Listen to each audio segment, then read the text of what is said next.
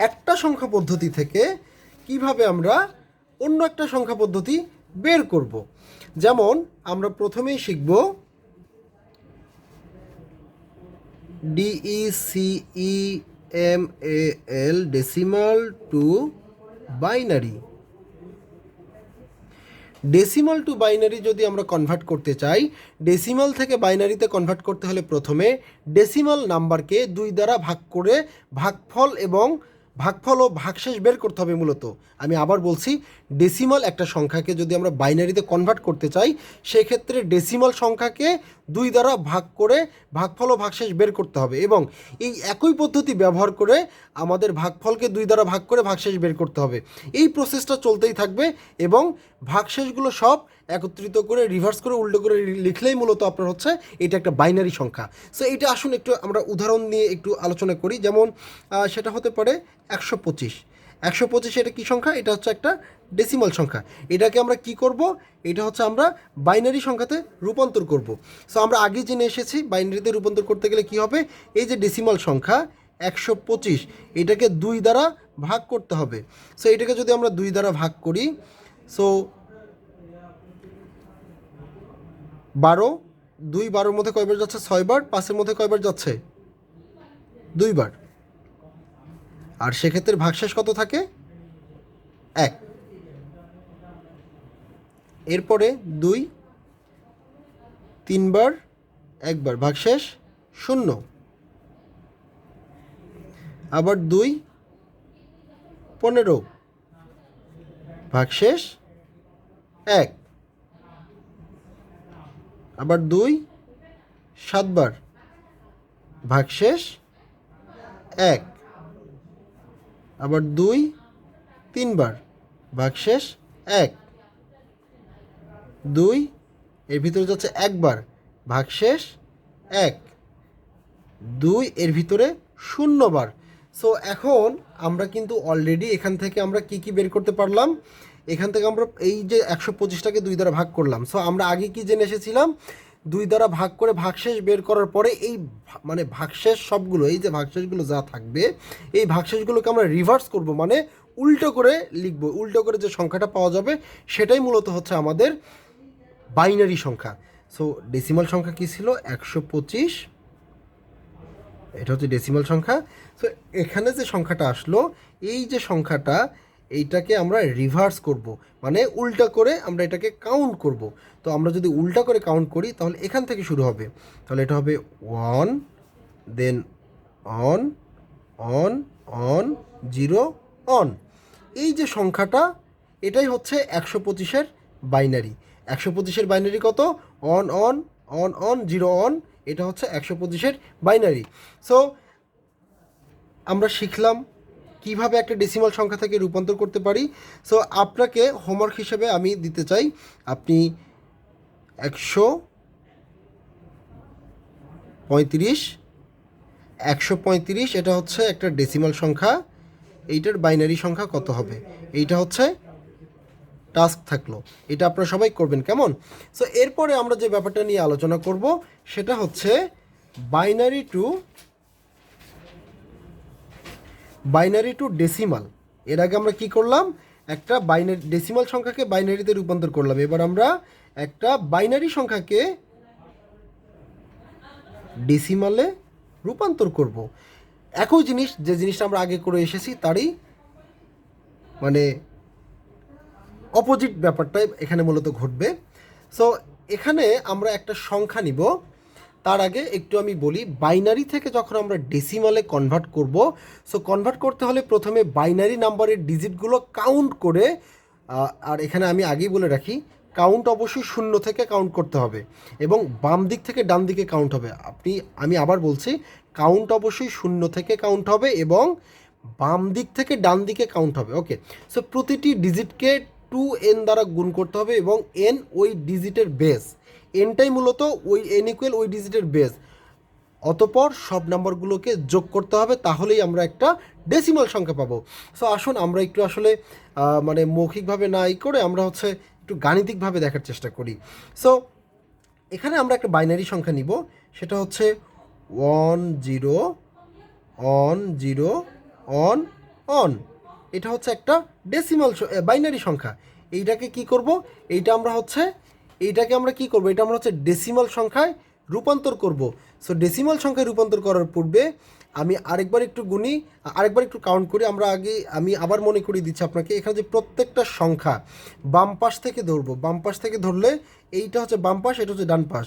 এটা হচ্ছে 1 on 0 on 0 on. প্রত্যেকটা সংখ্যাকে আমরা কি করব, প্রত্যেকটা সংখ্যাকে 2 দ্বারা গুণ করতে হবে, 2 দ্বারা গুণ করব। এবং এই যে আমরা যে গুণটা যেটা করব, 2 দ্বারা গুণ করব এবং গুণ করার পর n ইকুয়াল, এখানে হচ্ছে ওই ডিজিটের বেস, এই ডিজিটের বেসটা দিয়েই এটা মূলত আমরা হচ্ছে এখানে গুণ করব। সো এর বেস হচ্ছে 0, এর বেস হচ্ছে 1, এর বেস হচ্ছে 2,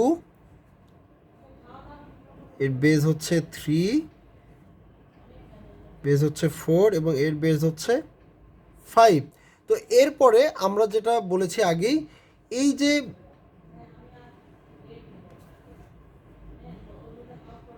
গুণ করার পর যে গুণফল যেটা আসবে, 2 আর 1 গুণ করব, 2 আর 1 কত হয়, 2 ইন্টু 1। এখান থেকে আমরা যদি কাউন্ট করি, দেন আমরা যখন শূন্য, এই যে আমরা এখানে আমরা যে এটা পেয়েছি আপনার হচ্ছে বেস সংখ্যা যেটা পেয়েছি, এটা দিয়ে আমরা কাউন্ট করব। সো এখানে আমরা পাবো হচ্ছে 0, এই 0 অন দ্বারা গুণ করলে এখানে হচ্ছে আপনার টোটাল আসবে হচ্ছে মূলত এখানে 1 আসবে। এরপরে 2 ইন্টু 1 ইকুয়াল আসবে এখানে হচ্ছে 2, এখানে আসবে হচ্ছে 0-র সাথে, এখানে আমরা যখন এটা ইকুয়াল করব, এটা আসবে হচ্ছে 0, দেন এখানে আসবে হচ্ছে 8, দেন এটা আসবে হচ্ছে 0, এটা আসবে হচ্ছে 32। সো এখানে আমরা এই সম্পূর্ণ সংখ্যাটাকে যোগ করব। সম্পূর্ণ সংখ্যাটাকে যদি আমরা যোগ করি, সেক্ষেত্রে হচ্ছে 2 আর হচ্ছে 8 10 12 13, 13 3 হাতে থাকে 1 1 আর 3 4, 43। সো বিট সংখ্যা শেয়ার করব, এই হচ্ছে একটা ডেসিমাল সংখ্যা। সো আমরা ডেসিমাল থেকে বাইনারি করলাম এবং বাইনারি থেকে ডেসিমাল আমরা বের করলাম। সো আমি এখানে ব্যাপারটা আরেকবার একটু শেয়ার করি। বাইনারি থেকে, এই যে একটা বাইনারি সংখ্যা, বাইনারি থেকে ডেসিমালে কনভার্ট করতে হলে প্রথমে বাইনারি সংখ্যা এর ডিজিটগুলো কাউন্ট করতে হবে, এই ডিজিটগুলো কাউন্ট করতে হবে। কাউন্ট করার পরে এখানে মূলত এই কাউন্ট করার সময় অবশ্যই 0 থেকে শুরু করতে হবে। এই যে আমরা 0 থেকে শুরু করেছি, 0 1 2 3 4 5, 0 থেকে শুরু করেছি। আর বাম দিক থেকে শুরু করবো, এখানে আমরা এই যে বাম দিক থেকে এটা আমরা বেসিক্যালি শুরু করেছি এখানে। সো বাম দিক থেকে কাউন্ট করেছি। এরপর এই প্রত্যেকটা সংখ্যাকে আমরা 2 দ্বারা গুণ করেছি এবং এর আপনার হচ্ছে টু দি পাওয়ার n, এই n বেসিক্যালি হচ্ছে আপনার এই যে আমরা যে কাউন্ট করেছি 0 থেকে যে কাউন্ট করেছি পাওয়ারগুলো, এটাই মূলত আমরা এখানে প্রকাশ করেছি। এই n সংখ্যা এটাই মূলত হচ্ছে ডিজিট বা বেস।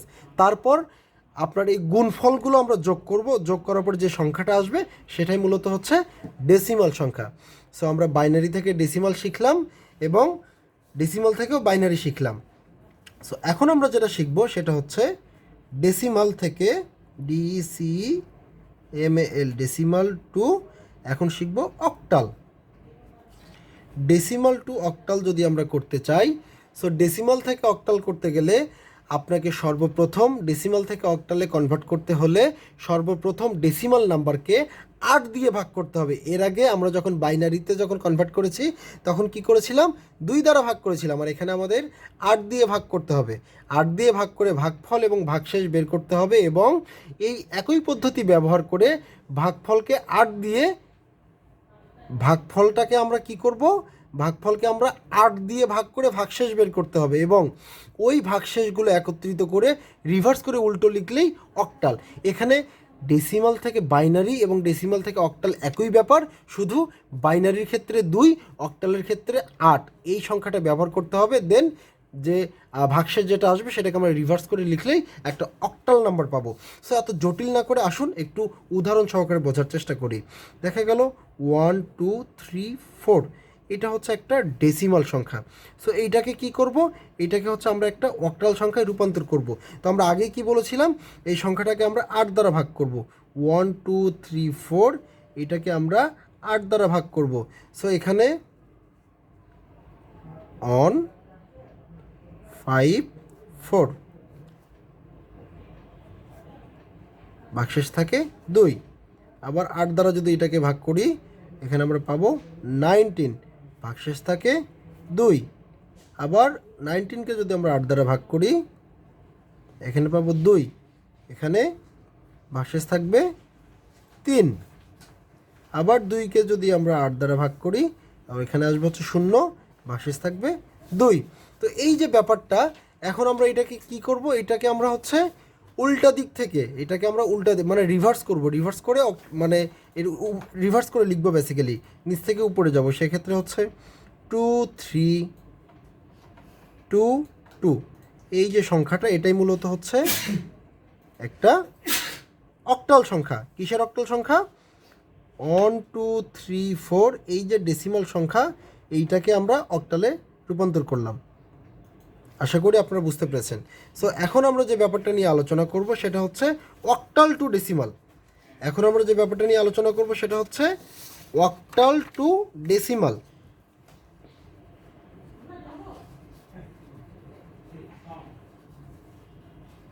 অক্টাল টু ডেসিমাল নিয়ে আমরা আলোচনা করব।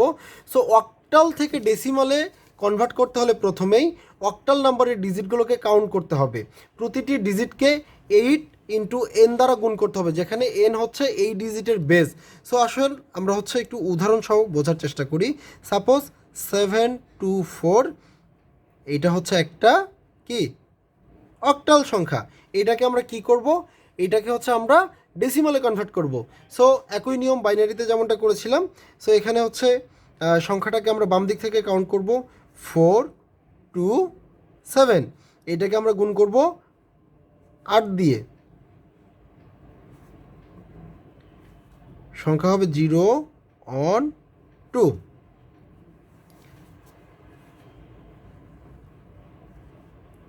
4 16 448, এটাকে যদি আমরা এখন যোগ করি 468, এটা হচ্ছে একটা ডেসিমাল সংখ্যা। সো আমরা খুব সহজেই বের করলাম। এখানে আমরা কি করলাম একটু এগেন বলছি, অক্টাল সংখ্যা থেকে ডেসিমালে কনভার্ট করতে হলে প্রথমে আমাদের এই যে অক্টাল সংখ্যাগুলো, অক্টাল নাম্বারের ডিজিটগুলোকে আমাদের কি করতে হবে, ডিজিটগুলোকে আপনাকে হচ্ছে বাম দিক থেকে কাউন্ট করেছি আমরা, এই যে বাম দিক থেকে কাউন্ট করেছি, দেন এইটার সাথে হচ্ছে আমরা 8 দ্বারা এটাকে গুণ করেছি। আর এই যে এন সংখ্যা যেইটা, এটা হচ্ছে বেজ, দেন এইটাকে হচ্ছে আমরা যোগ করেছি, যোগ করে যে সংখ্যাটা পেয়েছি এটাই মূলত হচ্ছে ডেসিমাল সংখ্যা। সো আমরা খুব সহজেই অক্টাল থেকে ডেসিমাল বের করতে পারলাম। সো এবার আমরা যেটা বের করব সেটা হচ্ছে decimal two hexadecimal.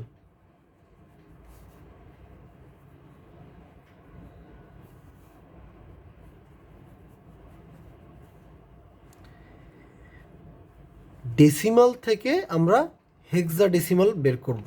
So decimal থেকে অক্টালতে যখন আমরা কনভার্ট করতে মানে যখন কনভার্ট করেছি তখন প্রথমে কি করেছিলাম,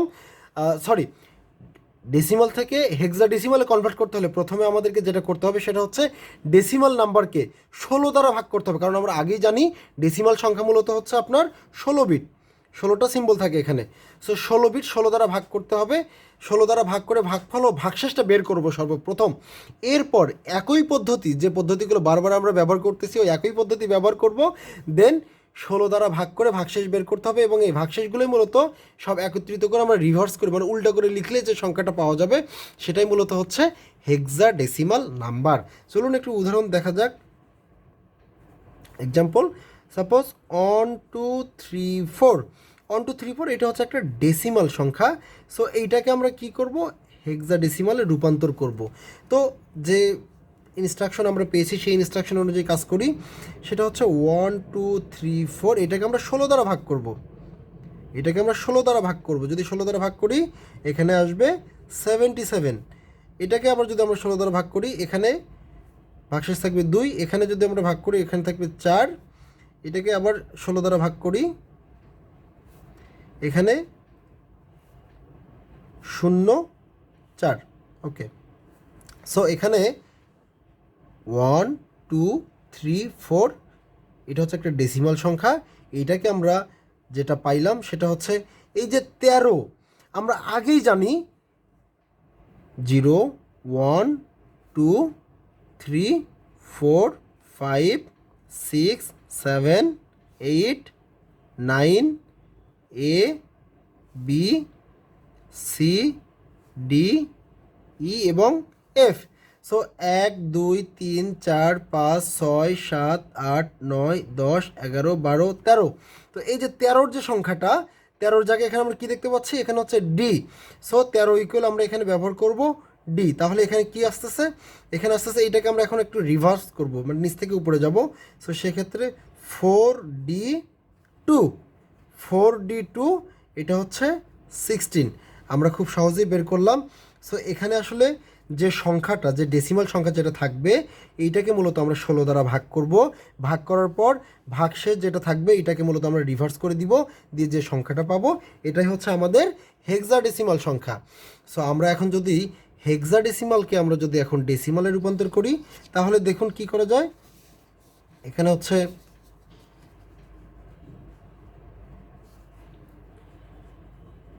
হেক্সাডেসিমাল থেকে ডেসিমাল,